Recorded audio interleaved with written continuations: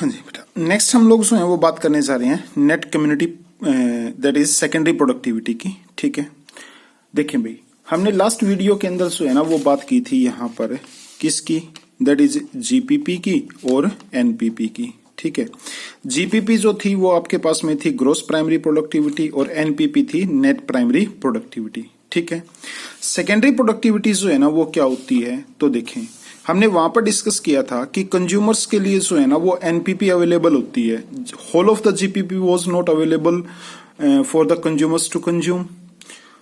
तो जो एनपीपी होती है, इस एनपीपी को कंज्यूम करने के बाद में और कंज्यूमर्स के अंदर जो नया ऑर्गेनिक मैटर बनता है, न्यू ऑर्गेनिक मैटर जो उसके अंदर बनेगा, ठीक है, तो that is called as a secondary productivity. That is the rate of formation of new organic matter by consumer by consuming the net primary productivity is called as the secondary productivity. उसके बाद हम बात करेंगे यहां पर net community productivity या net productivity क्या चीज होती है। देखें भाई, नेट कम्युनिटी प्रोडक्टिविटी होती है बच्चे कि देखें एनपीपी का कुछ हिस्सा जो है ना वो कंज्यूमर्स ने कंज्यूम कर लिया, उसके बाद में क्या होता है, उसके बाद में होता है कुछ हिस्सा जो है ना वो बच गया। ठीक है, और जो बच गया ना उसको हम लोग जो है वो क्या बोलते हैं यहां पर, that is net community productivity बोलते हैं उसको। ठीक है, देखें भाई क्या है नेट कम्युनिटी प्रोडक्टिविटी, क्या आपके पास में यहां पर, that is the rate of storage of organic matter, ठीक है, not used by the heterotrophs is called as the net community productivity. Next decomposition. Decomposition क्या होती है बच्चे यहां पर, दैट इज देखें भाई, रोड साइड के ऊपर जो है ना वो एक डॉग है, ठीक है, और उसकी डेथ हो रखी है, और अब उसकी जो है ना वो क्या होगी, जो ये डिकम्पोजिशन होगी। ठीक है, तो डिकम्पोजिशन बेसिकली है क्या आपके पास में, जो कॉम्प्लेक्स ऑर्गेनिक मैटर है ना, कॉम्प्लेक्स ऑर्गेनिक मैटर है, उस कॉम्प्लेक्स ऑर्गेनिक मैटर को सिंपल ऑर्गेनिक मैटर के अंदर, सिंपल इनऑर्गेनिक मैटर के अंदर जो है वो कन्वर्ट करना, तो that is called as a decomposition. लिखा क्या है, तो दैट इज द प्रोसेस, ठीक है, of breaking of complex organic matter into simple organic and inorganic substances like water, CO2 and nutrients is called as a decomposition। ठीक है, ये decomposition जो प्रोसेस होती है बच्चे, ठीक है, वो अलग अलग स्टेप्स के अंदर होती है। फॉर सबसे पहले fragmentation, leaching, catabolism, humification and mineralisation. लेकिन उससे पहले हम लोग डिस्कस करेंगे दैट इज ए डेट्रिटस क्या चीज होती है। देखें, हमने अभी बात की, ये रोड साइड के ऊपर जो है ना एक कुत्ता था जिसकी डेथ हो रखी है, ठीक है, इसको हम लोग बोलेंगे डेट्रिटस। मतलब वो कोई भी चीज, दो सब्सटेंसेस, ठीक है, on which decomposition will take place, यानी कि जिन चीजों की जो है वो डिकम्पोजिशन होगी, ठीक है, उसको हम लोग जो है वो डेट्रिटस बोलते हैं। The raw materials which are available for decomposition is called as detritus. Example आपके पास में जो डेड प्लांट रिमेन्स होते हैं such as leaves, bark of tree and dead remains of animals.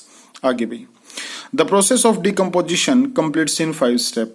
सबसे पहले फ्रेगमेंटेशन। फ्रेगमेंटेशन क्या होती है, यहां पर जो लार्जर पार्टिकल्स होते हैं, कॉम्प्लेक्स पार्टिकल्स होते हैं, उनको सिंपल पार्टिकल्स के अंदर कन्वर्ट करना, that is fragmentation. The process in which detritus is broken down into smaller pieces is called as a fragmentation. It is done with the help of detritivores. जो bacteria है, fungi है, इनको हम लोग डेट्रीवोर्स बोलते हैं। आगे भी सेकेंड प्रोसेस होती है लीचिंग। ठीक है, तो लीचिंग क्या आपके पास में, the process by which water soluble nutrients go down into the soil horizon and get precipitated as a available salt is called as a leaching. ठीक है, देखें भाई, जैसे ही फ्रेगमेंटेशन होने के बाद में क्या होगा, इसके अंदर जो है ना वो न्यूट्रिएंट्स प्रेजेंट होते हैं। ठीक है, और ये न्यूट्रिएंट्स जो प्रेजेंट होंगे ये क्या काम करेंगे, ये वाटर के साथ में सोल्यूबल होकर के और कहां पर चले जाएंगे, अर्थ के अंदर जो है ना वो चले जाएंगे। ठीक है, तो इनको, इस प्रोसेस को हम लोग जो है वो क्या बोलते हैं, लीचिंग बोलते हैं। ठीक है, अच्छा जी, नेक्स्ट उसके बाद में आता है बच्चे आपके पास में यहां पर, दैट इज ए कैटाबोलिज्म। ठीक है, अच्छा जी, तो कैटाबोलिज्म क्या होता है, the process by which detritus is converted into simple inorganic substances is called as a catabolism. Next होता है humification, that is the process by which simple inorganic substances changes into dark coloured amorphous substance is called as a humification. सीधा साधा सा मतलब है कहने का इसका क्या, ह्यूमिफिकेशन क्या होता है, कुछ टाइम के बाद में जो है ना, ठीक है, देखो भाई स्टार्टिंग के अंदर तो जो है वो डॉग का जो नेचुरल कलर होता है ना, ठीक है, वो वैसा का वैसा ही रहेगा, लेकिन कुछ टाइम के बाद में जो है ये डार्क कलर का जो है वो होना स्टार्ट हो जाता है, ठीक है। अच्छा जी, तो उस चीज को हम लोग जो है वो क्या बोलते हैं, ह्यूमिफिकेशन बोलते हैं। Coming on next to that is mineralization. Mineralization क्या है, that is the degradation of humus by microbes and release of inorganic nutrients is called as a mineralization. Coming on next to humus. Humus क्या चीज होती है, the process in which detritus get converted into dark colour amorphous substance, ठीक है। अच्छा जी, या सीधी सी बात बोले ह्यूमस क्या है आपके पास में, ह्यूमस होता है बच्चे that is the dark coloured amorphous substance is called as a humus, ठीक है। आगे भाई, the rate of decomposition is controlled by the chemical composition of the detritus. If detritus is rich in lignin, ठीक, and chitin, rate of decomposition will be slow, ठीक है। क्या बोलना चाहता है, ये कहना चाहता है कि यदि हमारे पास में है ना, देखें भाई, ये कोई भी चीज है जिसकी डिकम्पोजिशन होती है, डिकम्पोजिशन होनी है, और इसकी डिकम्पोजिशन है ना इस बात के ऊपर डिपेंड करेगी कि ये डेट्रिटस जो है ना वो किस चीज से मिलकर के बना है, ठीक है। फॉर एग्जाम्पल, यदि ये है ना काइटिन से मिलकर के बना है, ठीक है, या फिर जो है ना ये लिग्निन से मिलकर के बना है, तो क्या होगा, इसकी डिकम्पोजिशन स्लो होगी, ठीक है। और यदि हम बात करें यहाँ पर क्या कि ये सिंपल पार्टिकल से मिलकर के बना है, तो क्या होगा, इसकी जो डिकम्पोजिशन है वो क्या होगी, फास्ट होगी।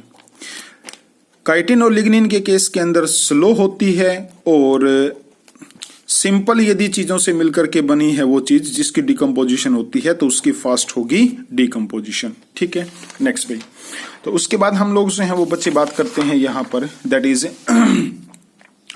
लिखा है कि if detritus is rich in nitrogen nitrogen, ठीक है, is rich in nitrogen, that means the decomposition would be faster. उसके बाद में हम लोग बात करते हैं यहाँ पर न्यूट्रिएंट इमोबिलाइजेशन, ठीक है। अच्छा जी, न्यूट्रिएंट इमोबिलाइजेशन वर्ड को यदि हम लोग समझे ना, तो न्यूट्रिएंट्स जो हैं वो इमोबाइल हैं। मोबाइल मतलब कोई भी चीज जो एक जगह से दूसरी जगह पर जा सकती है, और न्यूट्रिएंट इमोबिलाइजेशन का मतलब क्या हुआ भाई, न्यूट्रिएंट्स जो है ना वो मोबाइल नहीं है, नेचर के अंदर है ना एक ऑर्गेनिज्म से दूसरे, दूसरे से तीसरे ऑर्गेनिज्म के अंदर नहीं जा रही है, ठीक है। तो होता क्या है कि जब कभी भी है ना डिकम्पोजिशन की प्रोसेस होती है बच्चे, तो उस टाइम क्या होता है कि ऑर्गेनिक मैटर जो है ना, या फिर मैं बोलूं तो क्या कि जो ये न्यूट्रिएंट्स होते हैं ना, ये न्यूट्रिएंट्स जो हैं वो क्या काम कर जाएंगे, माइक्रोब्स अपने यहां पर रख लेंगे, क्योंकि उन्होंने डिकम्पोजिशन करवाई है, ठीक है। होगा क्या, दैट इज कि ये न्यूट्रिएंट्स जो माइक्रोब के साथ में अटैच हो गए हैं, ये एनवायरमेंट के लिए जो है वो अनअवेलेबल हो गए हैं, अनअवेलेबल हो गए हैं, तो that is called as nutrient immobilization, ठीक है। ये अब कहां पर जो है वो प्रेजेंट हैं, ये माइक्रोब्स के साथ में अटैच हैं। देखें भी क्या है, that is nutrient immobilization, the process in which nutrients get tied up with the biomass of microbes during decomposition process and becomes temporary unavailable, क्योंकि एक दिन तो जो है इन माइक्रोब्स की भी डेथ होनी है, ठीक है। तो ये टेम्परेरी जो है वो अनअवेलेबल हो जाते हैं टू द अदर ऑर्गेनिज्म, ठीक है। And such a condition is called as the nutrient और mineral immobilization. Coming on next to energy flow, इसकी हम बात करेंगे नेक्स्ट वीडियो के अंदर।